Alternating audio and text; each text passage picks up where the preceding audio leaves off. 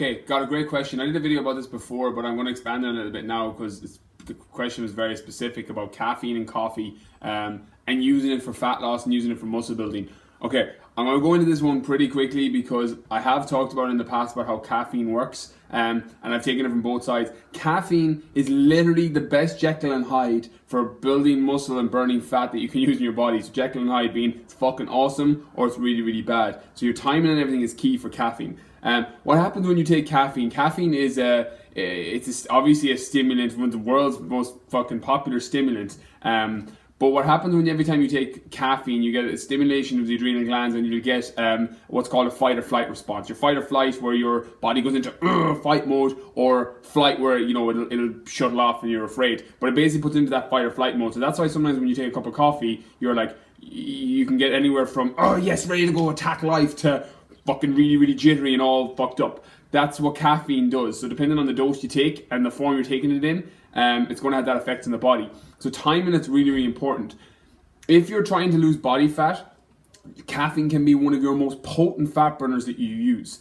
You go through any supplement store or at the back of any fat burner, the first ingredient is normally caffeine. The reason for this is caffeine gives you what's called lipolysis. It's basically where your body releases the fat from the cells and you can go and burn it for fuel. Because you have your fat cells obviously underneath your body, and it's great fucking training and burning through glucose and glycogen stores and all those things of the carbohydrates and foods you've eaten. But when you're trying to tap into body fat, you want to fucking push it to the front of the queue as much as possible. What caffeine will do is it'll actually, these are all your fat cells and they're stuck together. What caffeine will do is it release those fat cells so that they're out there to be burnt. So then when you go and train, this is why this is why I love high intensity training and working under tension so you're tearing more fibers and burning more calories, is because if you've taken caffeine before you train, you've released all of those fat cells to be burnt, and then when you're doing things like your hypertrophy, working in a higher rep range where you're tearing fibers, you're going to burn through those fat stores. The same as the high intensity training. It's why I love things like supersets, giant sets, metcons, because you're going to burn more body fat that way, because if you've taken caffeine beforehand, it's been released and you're literally just going to burn straight through it. So using it pre-workout, 30 minutes before you train is going to increase lipolysis before you train. Coffee, once you put a sweetener or sugar or milk into a cup of coffee, that completely deters the effects. So you need to take it as a black coffee or take it in a caffeine pill, or preferably in a green tea extract. That's my preference way of taking it. That or a black coffee. 30 minutes before you train is going to increase lipolysis. On the flip side of that, then, to build muscle, it can really kind of mess you up if you haven't timed it right.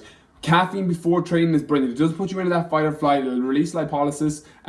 It'll also stimulate cortisol, which is what you want that to happen before you train, because cortisol will allow your body to release glycogen from the cells, and that glycogen is going to give you energy when you train.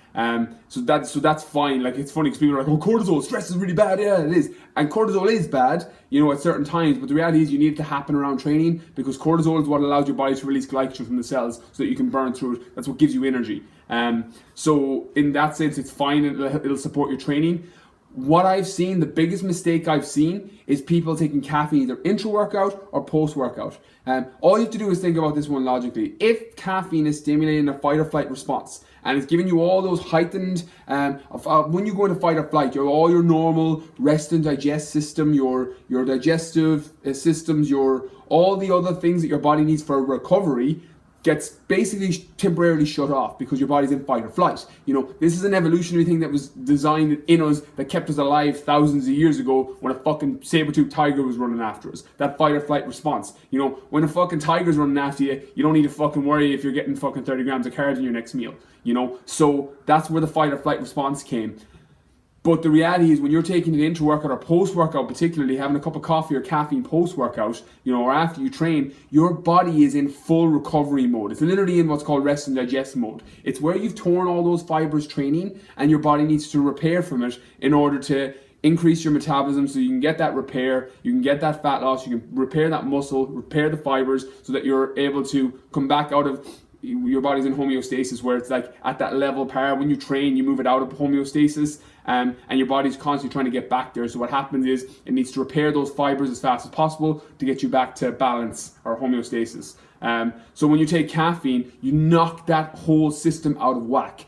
Because you put your body back into fight or flight, and it's already been in fucking fight or flight when you were training, because you had to release cortisol, to release the glycogen so that you were able to train. So you were keeping in a constant state of like heightened, where you're all tripped out, and you're not getting that recovery, you're not getting that rest. So what happens to people is their goal is to, obviously when you're training, you want to tear as many fibers as possible, you want to eat your food and recover, you're really insulin sensitive at this time, so you can take in carbohydrates post-workout if you've trained hard enough, and all of these great things that will repair your body and repair your mind and your brain glycogen and everything, so that you're actually able to go about your day and you feel better after training. When you take a cup of coffee after, it'll actually do the complete reverse, because it'll knock your body out of rest and digest, so you're not going to get that recovery that you needed, and then you have all these knock-on effects like later on in the day when you can't fucking sleep because your body didn't recover after the workout and you stimulated your adrenal glands too much, and your whole body's like, when you're trying to sleep, then your fucking brain's going crazy. So it can have all these adverse knock-on effects throughout the day just because you took fucking caffeine on post-workout. So my advice is time caffeine, time coffee, so that it's in line with your goals. Pre-workout, even if it's performance-based, caffeine's going to give you an amazing performance. If it's for fat loss based, it's going to give you lipolysis, which releases the fats for cells. Taking a post-workout is going to fuck you up royally. So I hope this video helps. Please like and share the page. And if you've got any comments, I'll be replying for the next 24 hours.